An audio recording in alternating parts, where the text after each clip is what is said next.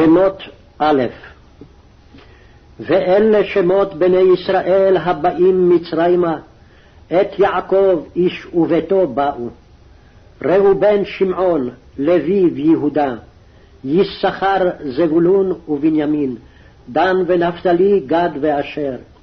ויהי כל נפש יוצאי ירך יעקב 70 נפש, ויוסף היה במצרים. וימות יוסף וכל אחיו וכל הדור ההוא. ובני ישראל פרו וישרצו וירבו ויעצמו במאוד מאוד, ותמלא הארץ אותם. ויקום מלך חדש על מצרים אשר לא ידע את יוסף.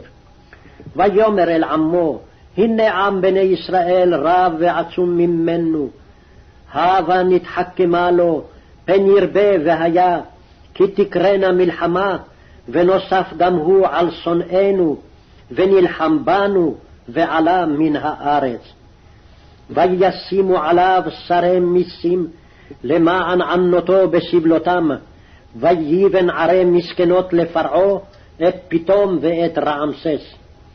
וכאשר יענו אותו, כן ירבה וכן יפרוץ, ויקוצו מפני בני ישראל. ויעבידו מצרים את בני ישראל בפרך. וימררו את חייהם בעבודה קשה, בחומר ובלבנים, ובכל עבודה בשדה, את כל עבודתם אשר עבדו בהם בפרך. ויאמר מלך מצרים למיילדות העברידיות, אשר שם האחת שפרה ושם השנית פועה. ויאמר, בילדכן את העברידות וראיתן על האובניים, אם בן הוא והמיתן אותו, ואם בת היא וחיה.